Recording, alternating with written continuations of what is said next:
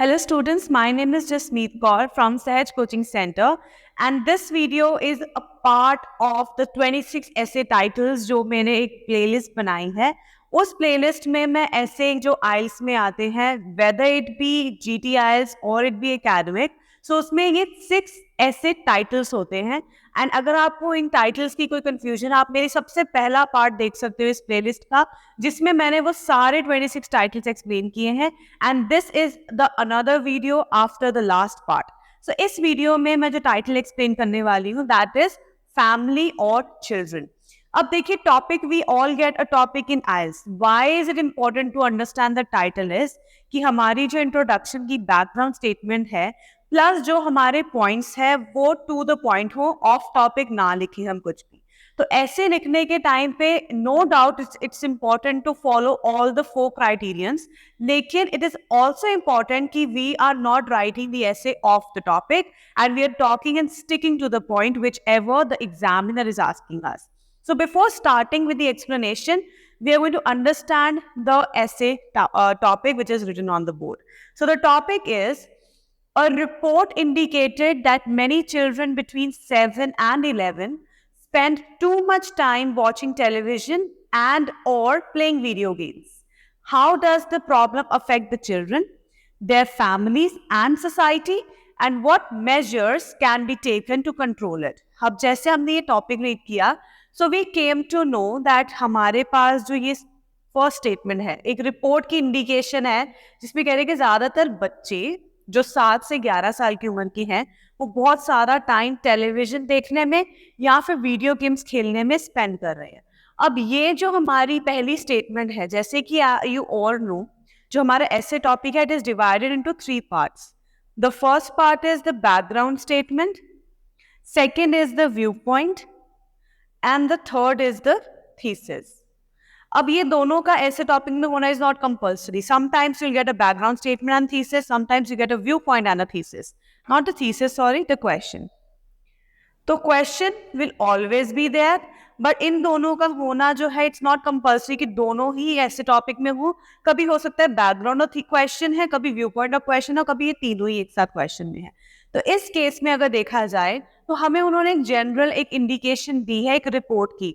ना तो इसमें कोई पर्सन कुछ कह रहा है, ना इसमें कोई रिसर्च हो रही है, ना इसमें साइंटिस्ट है, ना इसमें किसी का ओपिनियन है, ना बिलीफ है। मतलब ये जो हमारी स्टेटमेंट है ये एक बैकग्राउंड स्टेटमेंट है जिससे हमें एक जनरल इंडिकेशन मिल रही है कि बच्चों के बारे में बात हो रही है, चिल्ड्रन, और साथ ही साथ उन्होंने कहा ये प्रॉब्लम जो है बच्चों को, उनकी फैमिलीज को, सोसाइटी को कैसे अफेक्ट कर रही है। अब यहाँ तक तो हमारी जो स्टेटमेंट है ये बैकग्राउंड स्टेटमेंट है जिसमें पता चला हम बच्चों के बारे में बात कर रहे हैं और किस कंडीशन क्या दी गई है, टेलीविजन व्यूइंग और वीडियो गेम्स, ये हमें प्रॉब्लम दे दी है।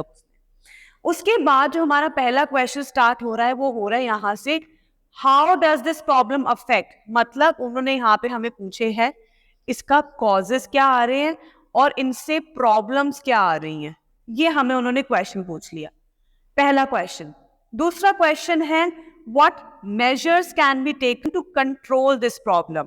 अब जैसे हमें अपने ऐसे के टाइप्स पता है कि 7 ऐसे टाइप्स होते हैं, उनमें से ये एक टाइप है जिसमें हमें क्वेश्चन कह रहा है प्रॉब्लम्स और सॉल्यूशन देने के लिए।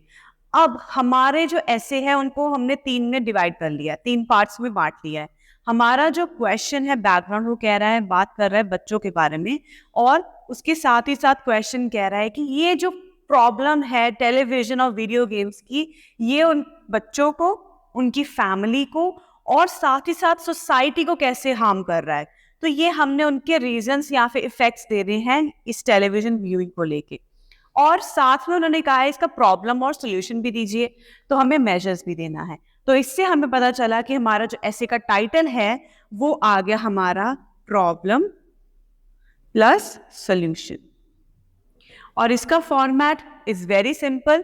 पहले हम लिखेंगे इंट्रोडक्शन, फिर पहले बॉडी पैराग्राफ, 2, 3, 4 और फिर सम अप। अब यहाँ पे 4 बॉडी पैराग्राफ क्यों बना रहे हैं वो मैं आपको बताती हूँ। जैसे देखिए, जनरली जो हमारा प्रॉब्लम और सॉल्यूशन का टॉपिक ऐसे होता है उसमें हम बनाते सिर्फ 3 बॉडी पैराग्राफ, लेकिन इसमें 4 बॉडी पैराग्राफ क्यों बनाने हैं? द रीजन इज कि उन्होंने हमें चिल्ड्रन, फैमिली और सोसाइटी का तीनों का पूछा है। तो सबसे पहले बॉडी पैराग्राफ में मैं लिखूंगी कि ये प्रॉब्लम जो है बच्चों को कैसे अफेक्ट कर रही है। दूसरे पैराग्राफ में मैं लिखूंगी ये फैमिली को कैसे अफेक्ट कर रही है। तीसरे में हम लिखेंगे कि सोसाइटी कैसे हार्म हो रही है इससे। चौथे में हम अपना सोल्यूशन देंगे और उसके बाद हम अपना कंक्लूड कर देंगे या फिर समराइज कर देंगे, जिसमें हम सिर्फ सोल्यूशन को पैराफ्रेज करके लिखेंगे। ये फॉर्मेट रहता है जब आपको क्वेश्चन में 2 से 3 चीजों की या 2 से 3 प्रॉब्लम्स का या उसकी प्रॉब्लम के इफेक्ट का पूछा जाता है। सो अगर हम उन प्रॉब्लम्स को अपने डिफाइन करके एक्सप्लेन कर रहे हैं इन द बॉडी पैराग्राफ, उससे एग्जामिनर को एक क्लियर पिक्चर मिल जाती है कि what problems are there in the society and how can these be measured or how can these be solved by the people themselves. तो हमें अपनी क्लियर पिक्चर प्रोवाइड करने के लिए we have to look into the TR, और TR हमारा तभी justify होगा अगर हम अपने सारे ऐसे को सीक्वेंस्ड और एक फॉर्मेटेड फॉर्म में लिखेंगे जहाँ पे हर एक पॉइंट जो है वो क्लैरिफाई हो रहा है एंड कोई भी पॉइंट हमारा मिस नहीं हो रहा है, plus we are not going off topic. Now, as you can see, there is one statement written in blue ink on the board.